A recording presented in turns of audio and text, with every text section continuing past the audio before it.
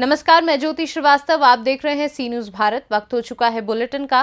Bulletin में सबसे पहले बात करेंगे अंबेडकर नगर की, जहां एक लेखपाल का घूस लेते वीडियो सोशल मीडिया पर हुआ वायरल। वहीं आगे चर्चा करेंगे भिंड की, जहां अवैध रेत उत्खनन ने ली एक मासूम बच्चे की जान। साथ ही आगे बात होगी कैमूर की, जहां मारपीट के आरोप में पुलिस ने 5 लोगों को किया गिरफ्तार। इन तमाम खबरों पर विस्तार से होगी चर्चा। अंबेडकर नगर के अकबरपुर तहसील के अंतर्गत ग्राम पंचायत मानिकपुर नौगवा क्षेत्र के लेखपाल राजेश गौड़ का घूस लेने का वीडियो सोशल मीडिया पर वायरल हो रहा है। लेखपाल के खिलाफ क्षेत्रवासियों ने बहुत सारी शिकायतें की थी, लेकिन जिम्मेदार अधिकारियों द्वारा कार्यवाही नहीं हुई। इसलिए लेखपाल अपने भ्रष्टाचार का साम्राज्य चला रहा था।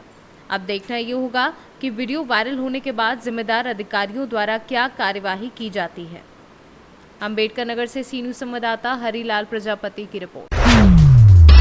अवैध खनन को लेकर जिला भिंड लंबे अरसे से सुर्खियों में है।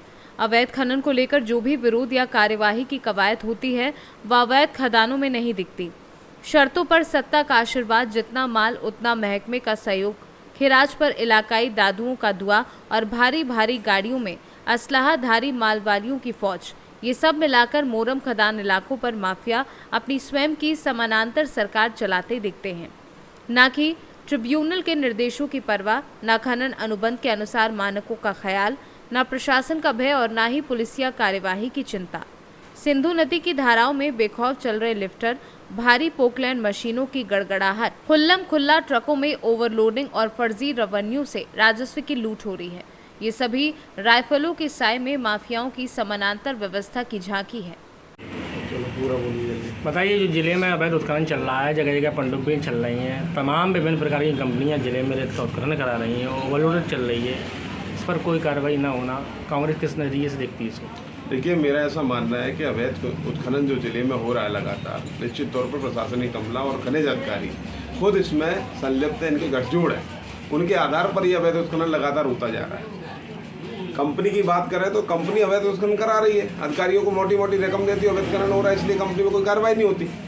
और निश्चित तौर पे इसके सरकार के जो नुमाइंदे हैं, सरकार में जो लोग बैठे हुए हैं, सत्तासीन लोगों का इनको पूर्ण रूप से संरक्षण प्राप्त है। भिंड से सी न्यूज संवाददाता विनोद शर्मा की रिपोर्ट। भारतीय किसान यूनियन भानु के राष्ट्रीय प्रमुख प्रवक्ता केपी सिंह ठेनुआ का बड़ा बयान सामने आया है। कर्नाटक चुनाव में भाजपा को मिली करारी हार के बाद किसान नेता का बयान सुनने को मिला, जो तेजी से सोशल मीडिया पर वायरल हो रहा है। इस बयान को 1 मिलियन से ऊपर लोगों ने अब तक देख लिया है। किसान आयोग के गठन की मांग प्रधानमंत्री से कर रहे हैं किसान यूनियन भानु गुट के पदाधिकारी। मित्रों नमस्कार, मैं केपी सिंह ठेनुआ, प्रमुख राष्ट्रीय प्रवक्ता भारतीय किसान यूनियन भानु। आज उत्तर प्रदेश में भारतीय जनता पार्टी की 17 नगर निकायों में से 17 में जो जीत हुई है उसके लिए बहुत बहुत बधाई दूंगा। और कहीं ना कहीं उत्तर प्रदेश के माननीय योगी आदित्यनाथ जी पर जनता का विश्वास बढ़ता जा रहा है। और भारतीय किसान यूनियन भानु के माननीय राष्ट्रीय अध्यक्ष ठाकुर भानु प्रताप सिंह जी द्वारा जो खुला समर्थन दिया गया था, उसका यह पूरा परिणाम है। और साथ ही यह भी कहना चाहूंगा केंद्र सरकार को, उत्तर प्रदेश में तो आप जश्न मना सकते हैं, लेकिन अगर केंद्र सरकार में बैठने के लिए फिर से 2024 में जश्न मनाना है, तो वह भारतीय किसान यूनियन भानु की प्रमुख किसान आयोग की मांग को मान लें, क्योंकि हमने 3 महीने का समय दिया है, जो हमारा यह समय अगले महीने पूरा हो जाएगा 6 जून को। और हमारा संगठन लगातार किसान आयोग की आवाज को बुलंद करने के लिए जगह जगह पंचायत और यात्राएं करेगा। लेकिन अगर यही रवैया रहा केंद्र सरकार का, तो 2024 में भी वही हो सकता है जो कर्नाटक में हुआ। इसके लिए माननीय प्रधानमंत्री भारत सरकार श्री नरेंद्र मोदी जी से अपील है, माननीय गृह मंत्री अमित शाह जी से अपील है, माननीय रक्षा मंत्री राजनाथ सिंह जी, माननीय कृषि मंत्री श्री नरेंद्र सिंह तोमर जी, माननीय वित्त मंत्री निर्मला सीतारमण जी और भारतीय जनता पार्टी के राष्ट्रीय अध्यक्ष जेपी नड्डा जी से एक ही निवेदन है कि किसान आयोग की मांग जो हमारी है केंद्र में बनाने के लिए, जिसके अध्यक्ष व सदस्य किसान हो, अगर यह पूरी नहीं हुई तो कहीं ना कहीं कर्नाटक चुनाव जैसा हश्र 2024 में हो सकता है। इसलिए इस मुद्दे पर जल्दी से जल्दी आपातकालीन या हाई लेवल बैठक बुलाएं और अपनी 2024 के रण को और मजबूत करें। एक भारतीय किसान यूनियन भानु संगठन एक राष्ट्रवादी विचारधारा का संगठन है।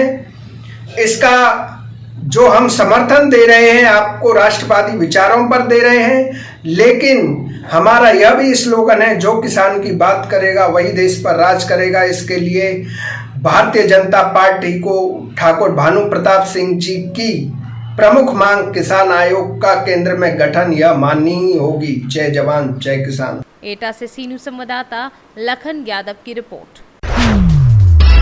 कैमूर जिला करमचट थाने को कामयाबी मिली। रेड के दौरान गुप्त सूचना पर कुल 5 अभियुक्त हुए गिरफ्तार।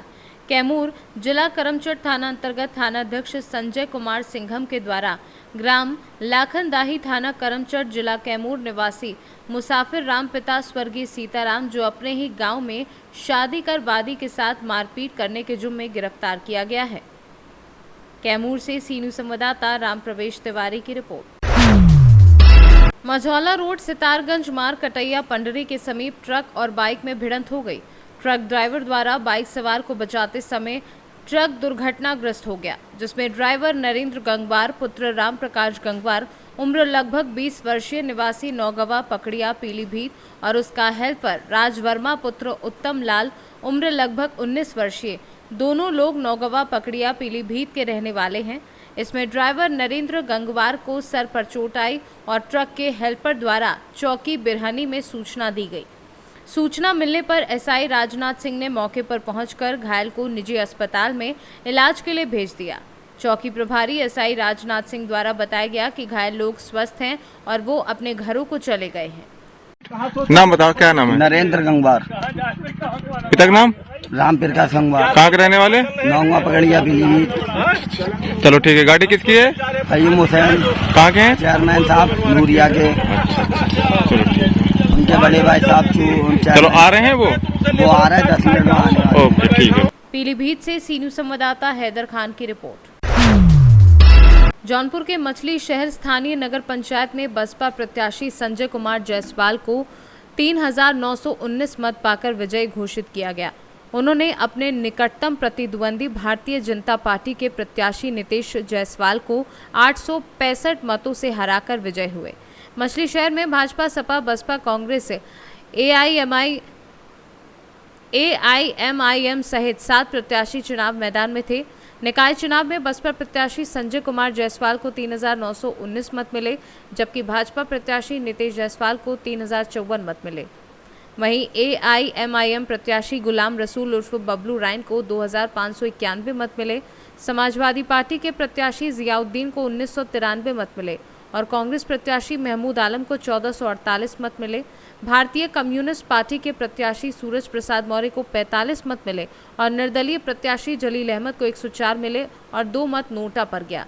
इस प्रकार संजय कुमार जायसवाल मछली शहर नगर पंचायत की जीतकर चौथी बार नगर पंचायत अध्यक्ष बने। वहीं मछली शहर तहसील के मुगरा बादशाहपुर नगर पालिका परिषद से भाजपा प्रत्याशी कपिल मुनि ने बाजी मारी। आज जो है चौथी बार जो है मछली शहर चेयरमैन प्रत्याशी जीते, क्या संदेश देना चाहेंगे?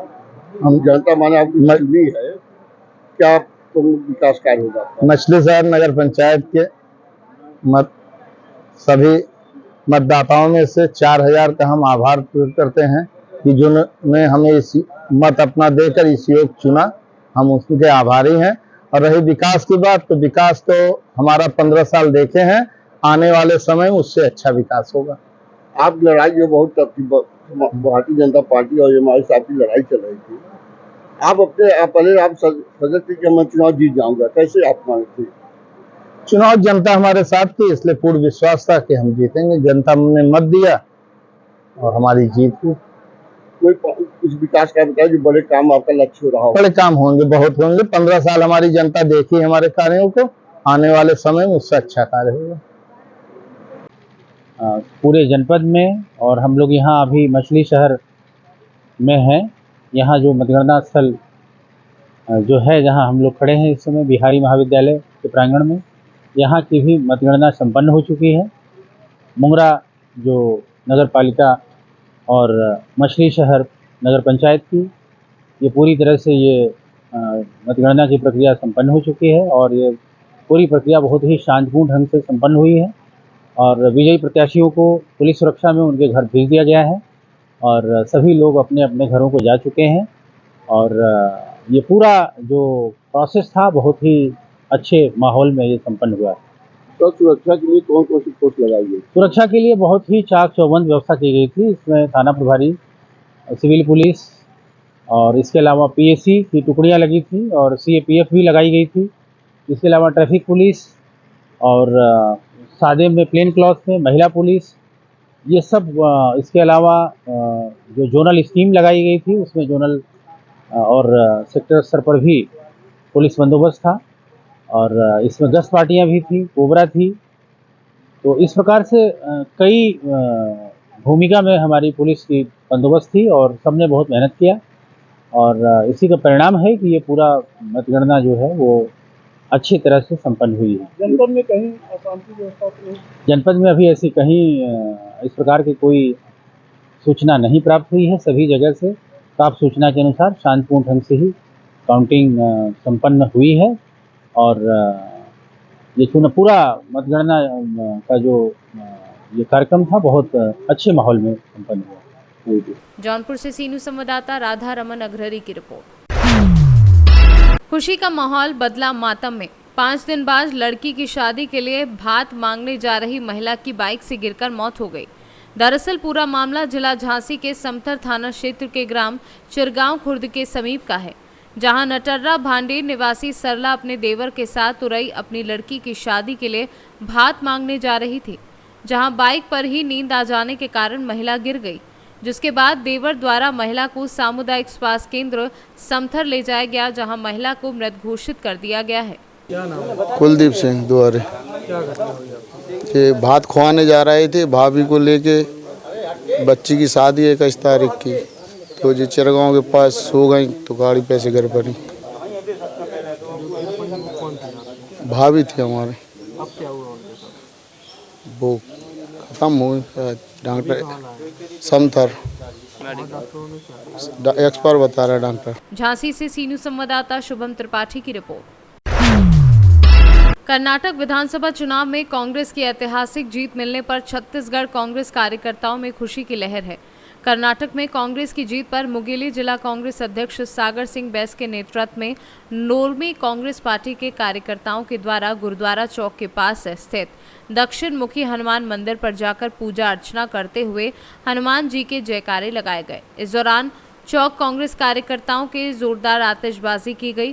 कार्यकर्ताओं ने एक दूसरे को मिठाई खिलाकर बधाई दी और शुभकामनाएं दी। हाँ बताएं। आज हम लोग सब यहाँ एकत्रित, हमारे जिला कांग्रेस कमेटी के सारे मेंबर और पदाधिकारी एकत्रित हुए हैं। आज कर्नाटक का जो परिणाम, जो शानदार परिणाम रहा, आज सही मायनों में बजरंग बली की जीत हुई या रावण की हार हुई है।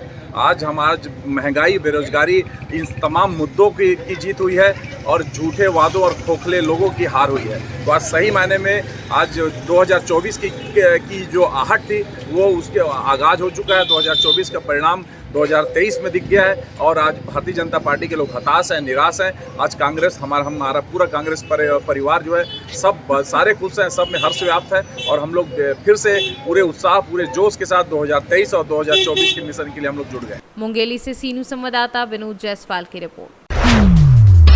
डीडीसी शाहिद अख्तर शनिवार को पाकुड़ प्रखंड के कोला जोड़ा में चल रहे मनरेगा योजना के तहत हो रहे कार्यों का औचक निरीक्षण किया।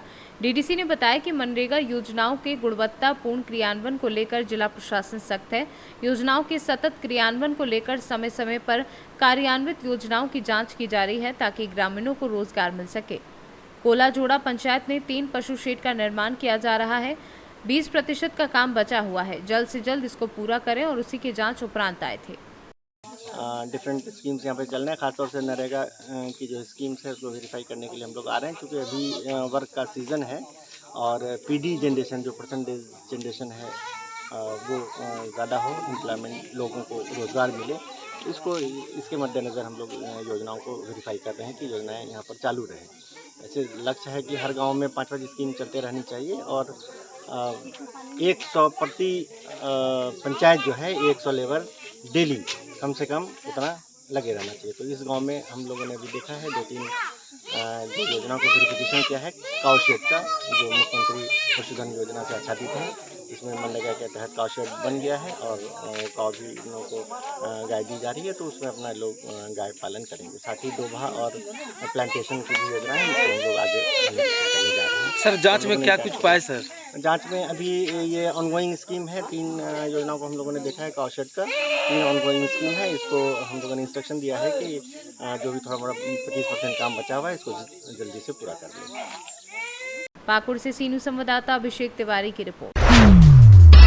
खबर टीकमगढ़ जिले के थाना मोहनगढ़ की बंधा चौकी अंतर्गत आने वाली ग्राम पंचायत नंदवारा के ग्राम नीमखेरा से है, जहां पर एक दांगी समाज ने अपने खेत में हार्वेस्टर से कटी गेहूं की करवी में आग लगाकर वहां से चले गए, जिससे आग फैलते ही विकराल रूप में तब्दील हो गई और बगल में लगे अहिरवार समाज के बरौंदे सहित खेतों में फैल गई और आशाराम गुलाब के खेतों की नरवाई सहित मेड़ पर रखी ट्रॉलियों, लकड़ी व बोरवेल के केवन के साथ पाइपलाइन भी जलकर खाक हो गई और हरे भरे पेड़ पौधे भी झुलस गए, जिससे आने वाले समय में वह भी नष्ट हो जाएंगे।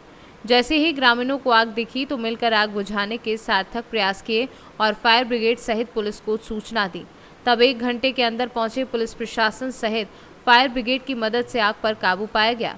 तब तक आसाराम और गुलाब अहिरवार के कुएं पर रखा हुआ सामान जलकर खाक हो गया। क्या नाम है आपको? आसाराम। कहाँ के हो? नीमखेरा। अच्छा, तो क्या समस्या हो गई आप? हमारी जो हो गई कि 800 फुट सांडा बढ़ चुका है, 4 खम्मा क्वालें बढ़ चुकी हैं और 4 टोकरी लकड़ी धई थी, सुब्बा भी बढ़ गई है। और जिस सतराम का लड़का और भज्जू का लड़का और भज्जू और सतराम यहीं आग लगाई थी अपने खेत पे, ने हमारी पूरी लकड़ी बार दी। ये कुएं कहाँ के हैं? ये नंदवारा गांव के दांगी जी हैं। अच्छा, नंदवारा। आप क्या चाहते हैं आप लोग? अब हम क्या चाहते हैं, हमारी जो है इसकी सुनवाई होनी चाहिए। ठीक। टीकमगढ़ से सीनू संवाददाता साकेत यादव की रिपोर्ट। इस बुलेटिन में फिलहाल के लिए इतना ही। देश दुनिया की बाकी खबरों को जानने के लिए आप देखते रहिए सी न्यूज़ भारत।